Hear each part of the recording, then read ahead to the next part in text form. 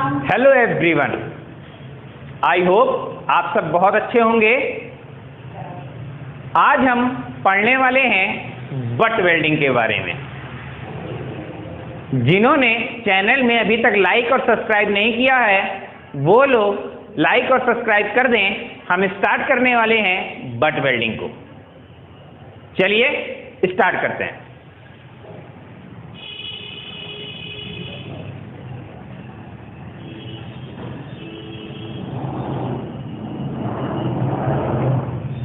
Butt welding,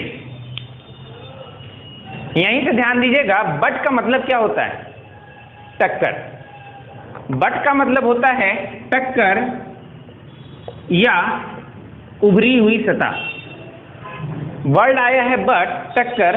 इसका मतलब है कि अब हम जो वेल्डिंग करेंगे वो किसी चीज को आपस में टकरा करके या जोड़ करके करेंगे।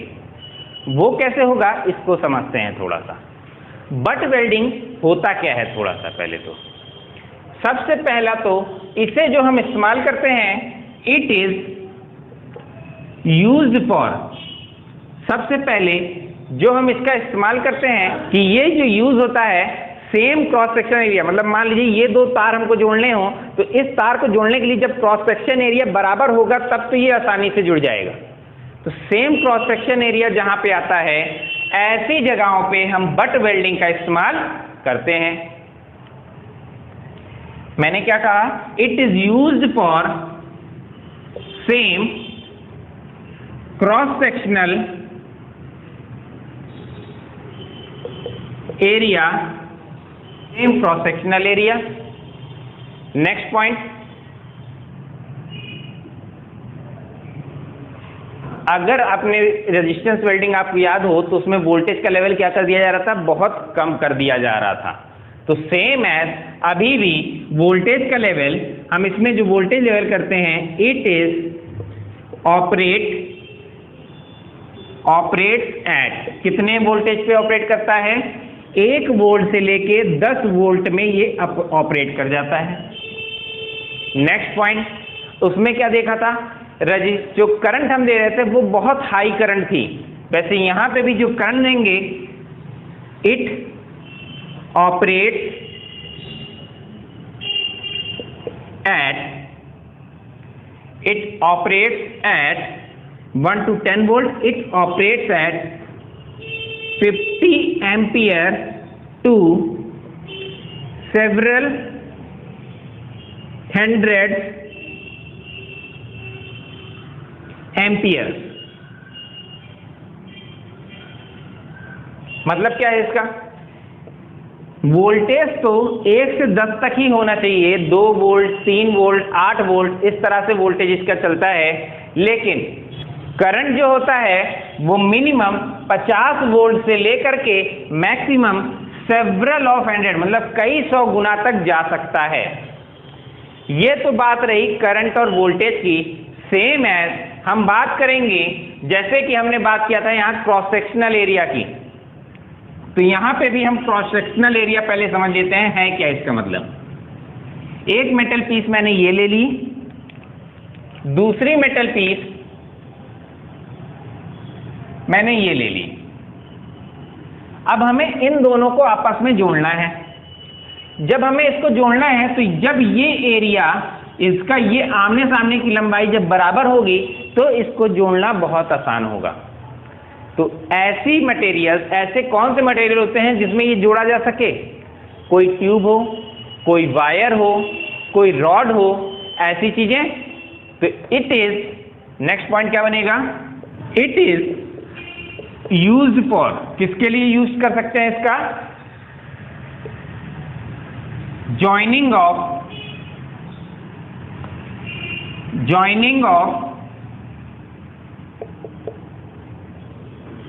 किसके लिए? कोई ट्यूब हो, कोई रॉड हो, कोई वायर हो, एटसेट्रा। ऐसी चीजें जो सीधे सीधे लंबाई में काम करें, ऐसी चीजों को जोड़ने के लिए हम क्या यूज करेंगे? बट वेल्डिंग का। अब करेंगे क्या? स्पॉट वेल्डिंग में जब हमने इलेक्ट्रोड इस्तेमाल किया था तो वहां एक पॉइंटेड इलेक्ट्रोड होता था। सीम वेल्डिंग में इलेक्ट्रोड इस्तेमाल किया तो एक रोलर इलेक्ट्रोड होता था। प्रोजेक्शन वेल्डिंग में जब इलेक्ट्रोड इस्तेमाल किया तो वहां फ्लैट प्लेट इलेक्ट्रोड का इस्तेमाल किया जा रहा था। अब यहां जो इलेक्ट्रोड इस्तेमाल किया जाएगा वो एज ए क्लैंप इस्तेमाल होगा। कैसे होता है वो इलेक्ट्रोड, थोड़ा समझ लीजिएगा। अब ये जो इलेक्ट्रोड काम करेगा वो किस टाइप का होगा? क्लैंप शेप इलेक्ट्रोड होगा। तो नेक्स्ट पॉइंट आपको क्या पता चल गया? It has clamp shape electrodes।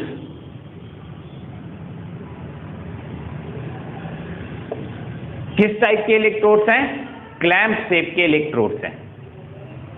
इतनी चीजों के बाद अगर ये चीजें क्लियर हों तो इसी में आप इतने पॉइंट्स के साथ, इतने सारे पॉइंट्स के साथ आप ये तो समझ गए होंगे ये कर क्या रहा है। बट वेल्डिंग कर क्या रहा है? इट इज, कैसी वेल्डिंग है ये? It is a joining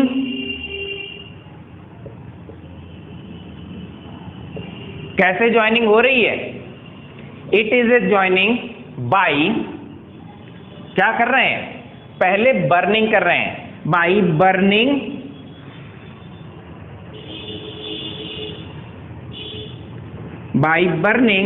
and collision, burning and collision, it is a joining by burning and collision। सबसे पहले हम मेटल को गरमा रहे हैं और बाद में उसको टकरा दे रहे हैं। जैसे ही मान लीजिए एक हिस्सा ये गर्म हो गया, एक हिस्सा ये गर्म हो गया, दोनों को टकराते ही आपस में क्या होगा? फटाक से बैठ जाएगा, एक दूसरे में चिपक जाएगा। यही काम हम इसमें कर रहे हैं। तो अगर इतनी चीजें क्लियर हों तो हम इसको थोड़ा सा और एक्सप्लेन कर लें।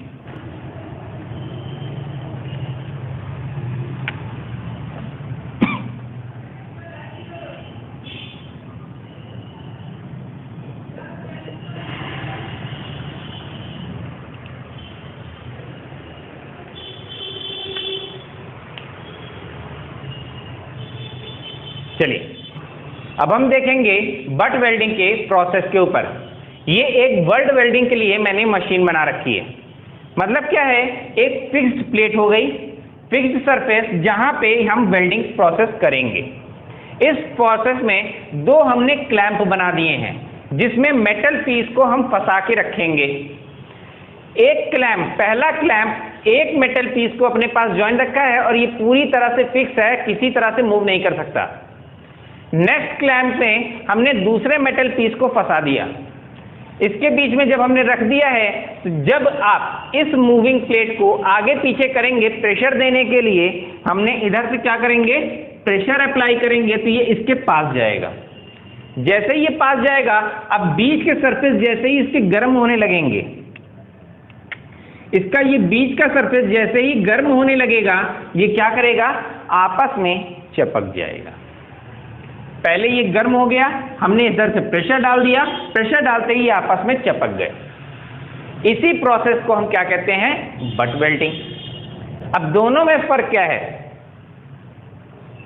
अगर इतनी चीजें क्लियर हैं तो इसी के आगे हम पहला देखने वाले हैं सिंपल बट वेल्डिंग। हम इसको मिटा नहीं रहे हैं, इसी से देखेंगे। सिंपल या अपसेट बट वेल्ड। सिंपल या अपसेट वेल्ड। अब इसी को हम समझते हैं। अपसेट, अपसेट मतलब क्या होता है? एक सेट मतलब होता है आपस में मिल जाना, एक हो जाना। अप मतलब क्या होता है? ऊंचा। अब आपने एक मेटल शीट जोड़ा और मेटल शीट जुड़ने के बाद बीच में कुछ सरफेस का उभार आ गया, इसी जगह से जुड़ी है ये मेटल शीट। मान लीजिए पहले अलग अलग रही हो और जुड़ने के बाद इस जगह से अलग अलग थी और जुड़ने के बाद ये बीच का सरफेस पे उभार आ गया।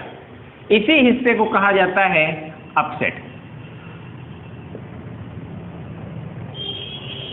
तो मतलब क्या है अपसेट का? अब करेंगे क्या? अब बात करेंगे अपसेट वेल्डिंग के बारे में, जिसमें आपने देखा जब मेटल सरफेस आपस में जुड़ रहे हैं, ये दो क्रॉस सेक्शन एक है, सेम एरिया का है, जैसे ही इसको पास लाएंगे ये आपस में टच हो जाएगा।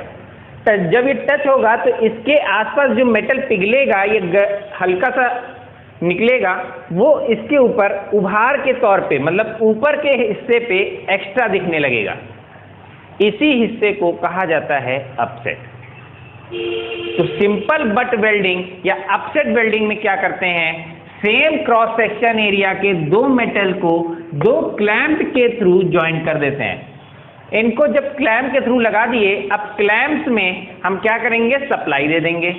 इसके आगे आप ऊपर अपना वाइंडिंग बना लीजिएगा, क्लैंप में वाइंडिंग दे दिया, ये आगे सप्लाई आ गई। सप्लाई आने के बाद इसमें क्या होगा, करंट का फ्लो करेगा।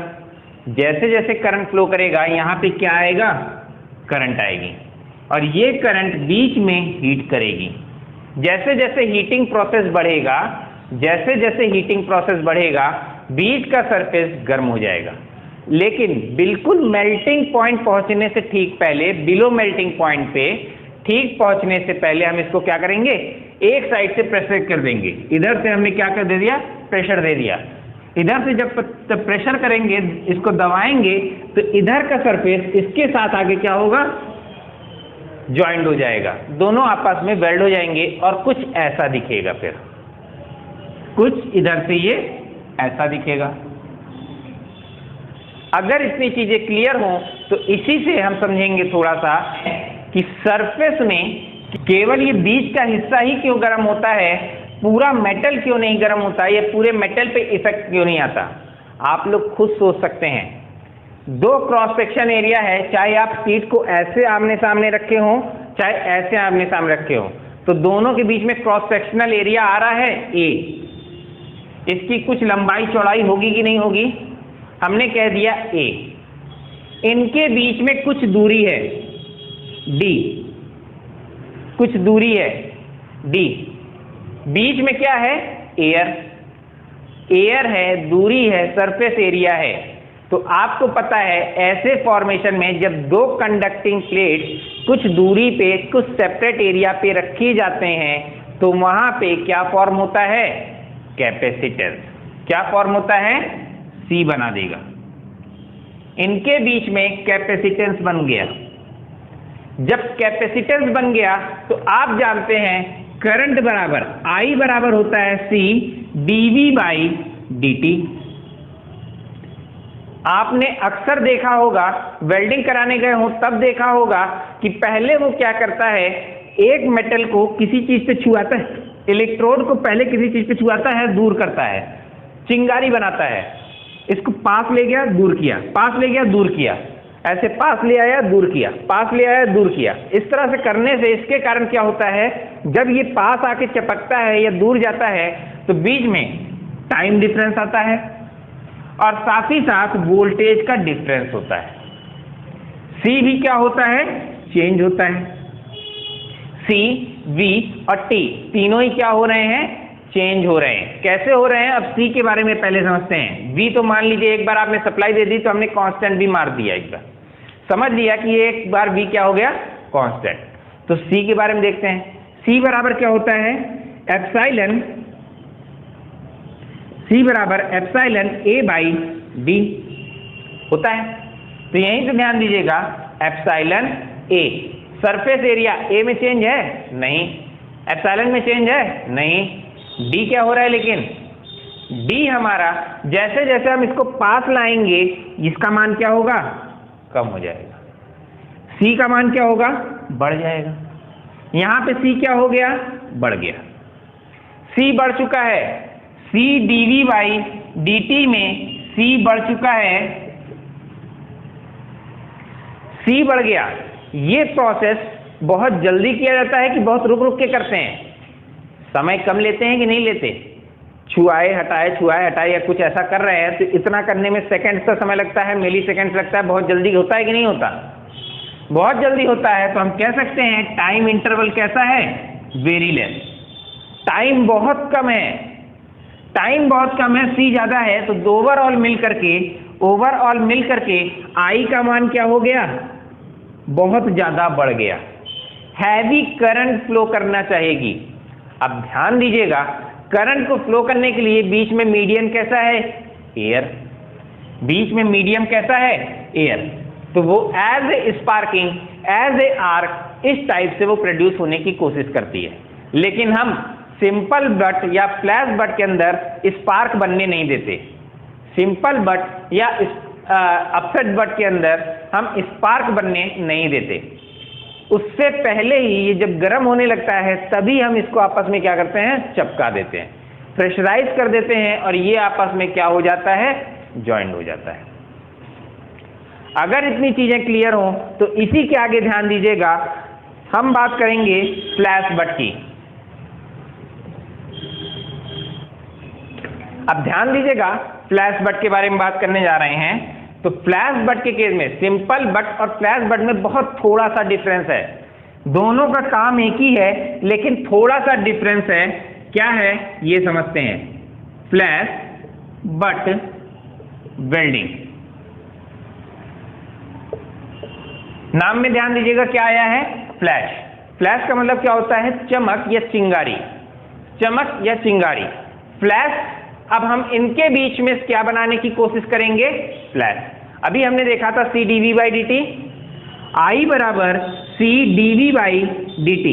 C की वैल्यू बढ़ रही थी, dt की वैल्यू घट रही थी, ये I क्या हो रहा था, बहुत ज्यादा बढ़ रहा था।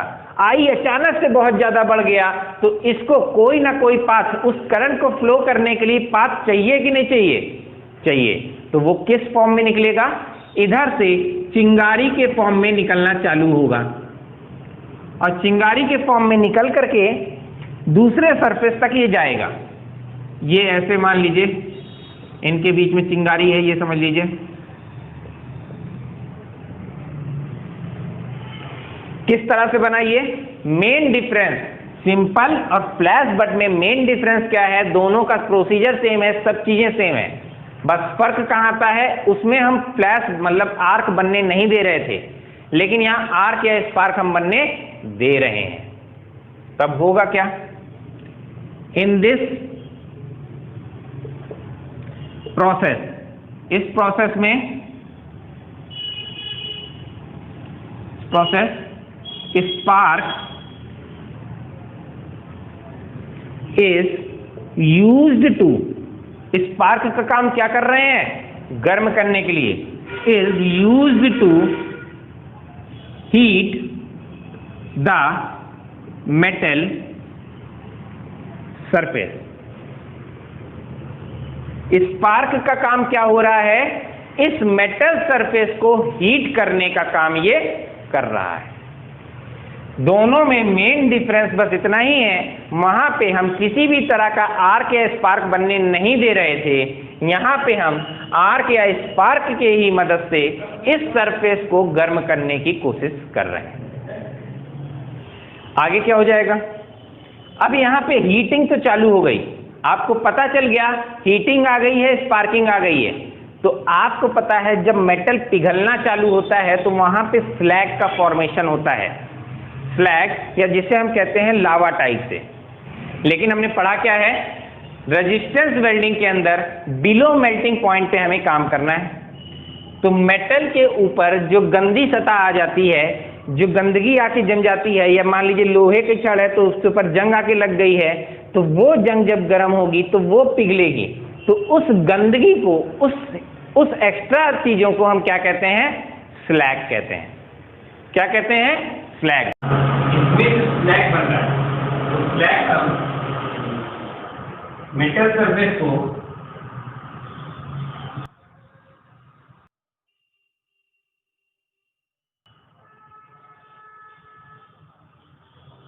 जो इसके अंदर मतलब आर्क का स्पार्क का जो मेटल सरफेस पिघल रहा है वो एक फ्लैग का फॉर्मेशन करेगा। जैसे ही मेटल को आपस में चिपकाते हैं तो इसके अगल बगल से फ्लैग निकलता है। अब वो आप कैसे समझ सकते हैं, दो मोमबत्ती ले लीजिएगा, कैंडल, और आपस में उसको गर्म करके चिपकाइएगा तो अगल बगल मोम का कुछ हिस्सा निकल के आ जाता है। सेम प्रोसेस यहाँ पे काम करते हैं। एक मेटल सरफेस ये है, एक ये है। जैसे ही दोनों को गर्म करने के बाद चिपका दिया तो जो इसकी गंदगी है, जो पार्टिकल मतलब अब काम के नहीं है, यूज के नहीं है, वो क्या करेंगे, इस मेटल के मतलब इस सरफेस के ठीक बाहर आकर के दिखने लगेंगे। ये एक अनवांटेड सरफेस है, इसको आप फिनिशिंग के थ्रू बाद में हटा भी सकते हैं। फिलहाल यहाँ पे आपको क्या पता चल गया, इसमें क्या मिलेगा, आपको एक फ्लैग मिलेगा। अगर इतनी चीजें क्लियर हो तो फ्लैग वेल्डिंग के बारे में कुछ और पॉइंट्स जान लिए जाए।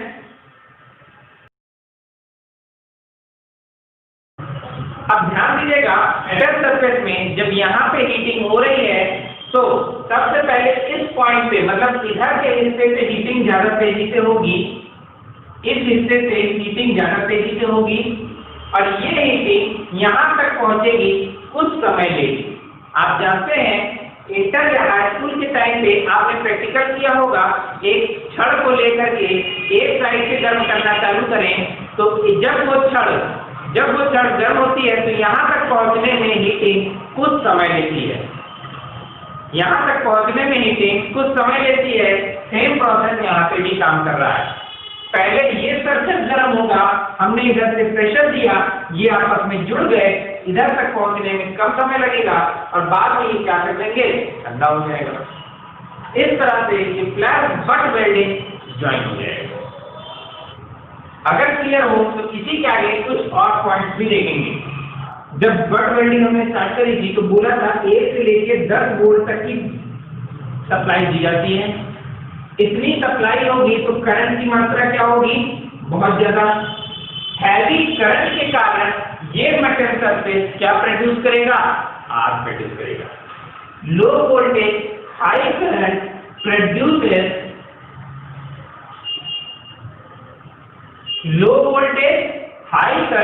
प्रोड्यूसेस क्या, स्पार्क एट कहां पे, मेटल सरफेस।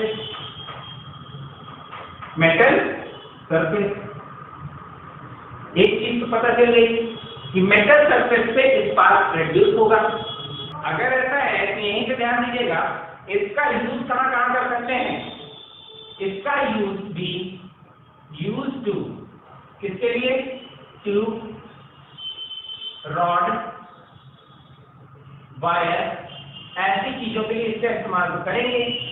लेकिन किस मेटल के लिए यूज नहीं कर सकते ये पूछा जाता है आपसे। बट वेल्डिंग का फ्लैट बट वेल्डिंग का यूज किस मेटल्स के लिए नहीं होता ये आपसे पूछा जाता है, जिसमें कि आता है zinc, aluminium,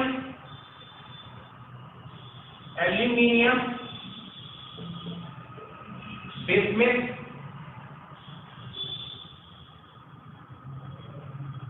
antimony, lead and its alloy। किस टाइप के मेटल के लिए ये यूज नहीं होता ये क्वेश्चन पूछा जाता है।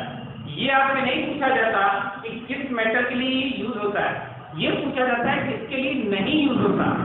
Zinc, aluminium, bismuth, antimony, lead और इसकी मिश्र धातुओं के लिए इस वेल्डिंग का उपयोग नहीं कर सकते। अगर इतना क्लियर हो तो अब हम स्टार्ट करेंगे आगे परक्यूशन वेल्डिंग के बारे में। यही से ध्यान दीजिएगा, कई सारी बुक्स में परक्यूशन वेल्डिंग को बट वेल्डिंग का ही एक पार्ट बताया जाता है, लेकिन ये बट वेल्डिंग का एक प्रोसेस है, सेम प्रोसेस सिमिलर है, इसलिए हम परक्यूशन वेल्डिंग को इसी टाइप के अंदर भी रख देते हैं। लेकिन फर्क कहां आता है दोनों का, हम ये समझेंगे। चलिए अब आगे हम देखेंगे परक्यूशन वेल्डिंग के बारे में। मेन डिफरेंस समझिएगा बट वेल्डिंग और परक्यूशन वेल्डिंग के बीच में, और हम इसको क्यों अलग रख रहे हैं ये भी समझिएगा। परक्यूशन वेल्डिंग, अभी तक जो वेल्डिंग को हमने सिमिलर किया था उसके प्रोसेस के कारण सिमिलर किया था, उसकी सप्लाई के कारण सिमिलर किया था। लेकिन अब यहाँ मेन डिफरेंस ये है कि बाकी सारी बिल्डिंग जो काम कर रही थी वहां एसी सप्लाई का वर्क हो रहा था, लेकिन परफ्यूजन बिल्डिंग जो काम करती है वो हमारी डीसी सप्लाई पे काम करती है। सबसे इंपॉर्टेंट पॉइंट पूछा जाता है, कौन सी ऐसी रेजिस्टेंस बिल्डिंग है जो कि डीसी पर काम कर रही है? परफ्यूजन बिल्डिंग आपकी डीसी सप्लाई पे काम कर रही है। ध्यान दीजिएगा, यहाँ पे हमारी जो सप्लाई आ रही है ये एक ब्रिज रेक्टिफायर का काम कर रहा है। ब्रिज रेक्टिफायर के थ्रू ये डीसी में बदलने के बाद अब जो बिल्डिंग ये काम करेगी वो कैसी काम करेगी? डीसी का काम करेगी। बाकी सारी चीजें बट बिल्डिंग के सिमिलर हैं, लेकिन यहाँ पे बस सप्लाई का क्या फर्क हो गया? डीसी का।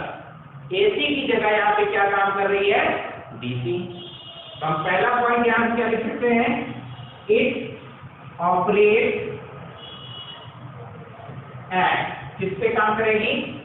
DC supply.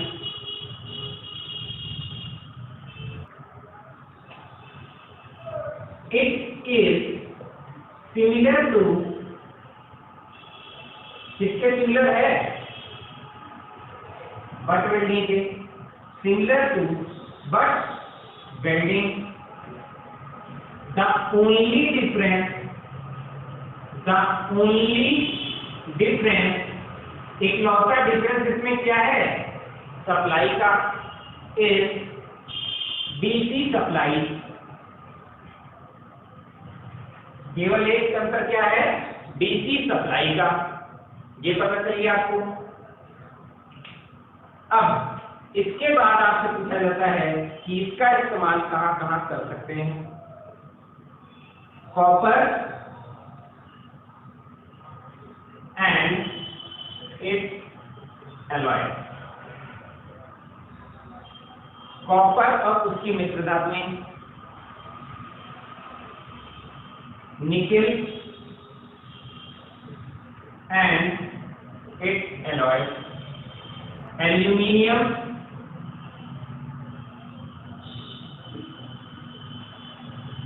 And it's alloy, carbon, steel,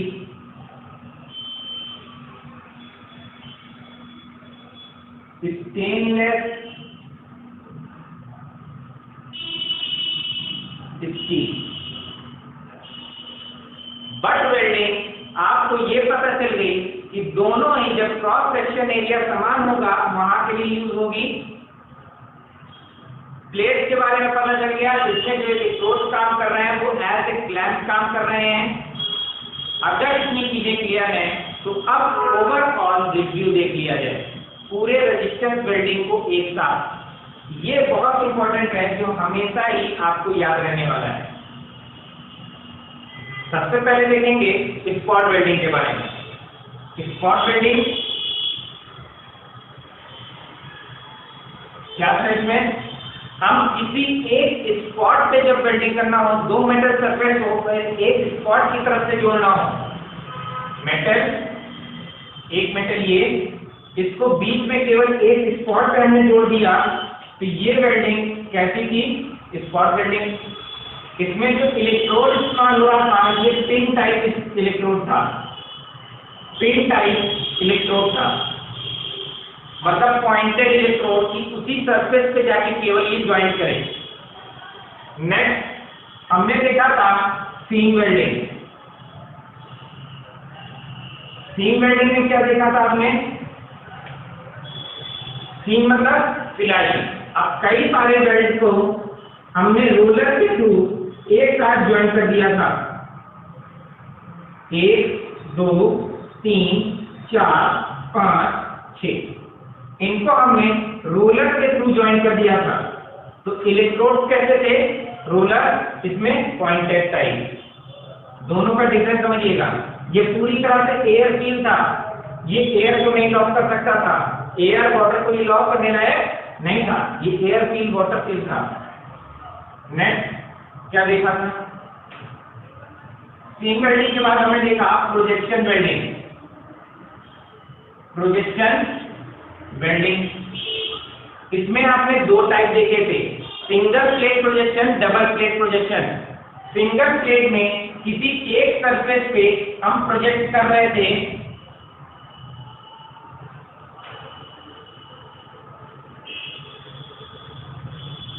एक सरफेस प्रोजेक्ट कर रहे थे, दूसरे को हम फिक्स रख रहे थे। ऐसे ही डबल प्लेट के अंदर हम दोनों को ही प्रोजेक्ट कर दे रहे थे।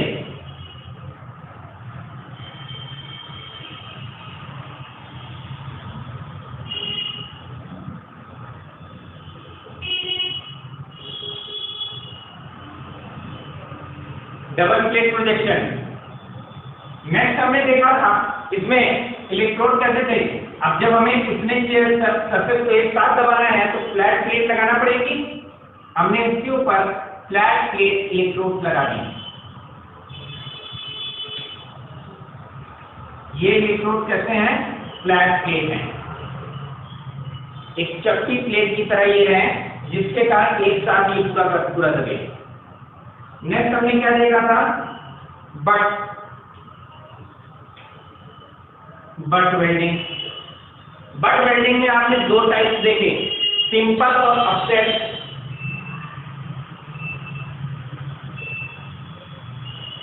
सिंपल या ऑफसेट, इसमें क्या देखा था?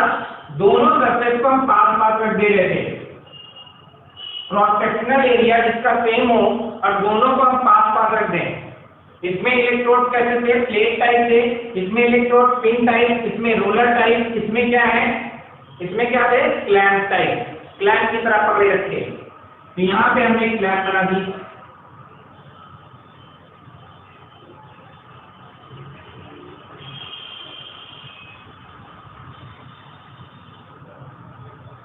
Clamp type. अब इन दोनों को बिल्कुल पास पास रख दिए तो मेटेरियल के थ्रू करंट फ्लो होने के कारण ये इसका गर्म होगा और इसको प्रेशराइज करके एक साइड से दबा करके हम इसको फिक्स कर देंगे, ज्वाइन कर देंगे। नेक्स्ट हमने देखा था सिंपल के बाद फ्लैश बट। फ्लैश बट के अंदर क्या आया था? अब इन दोनों मेटल सारी चीजें सेम थी, बस इनको थोड़ा दूर दूर कर दे रहे थे।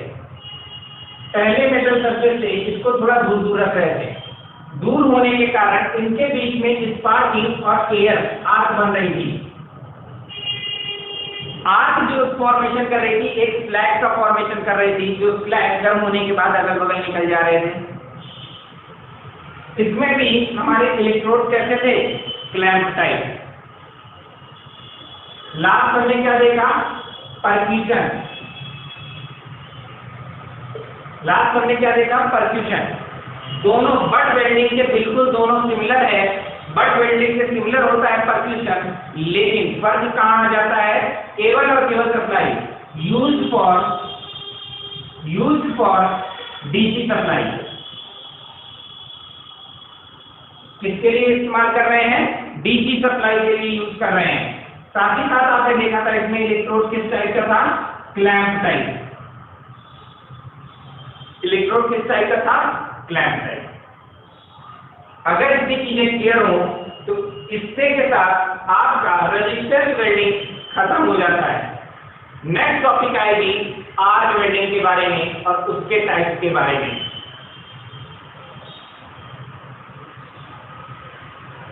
अब आर्क वेल्डिंग में हम आगे बढ़े उससे पहले हम जानेंगे कि लाइफ की अचीवमेंट को एंजॉय करना सीखिए।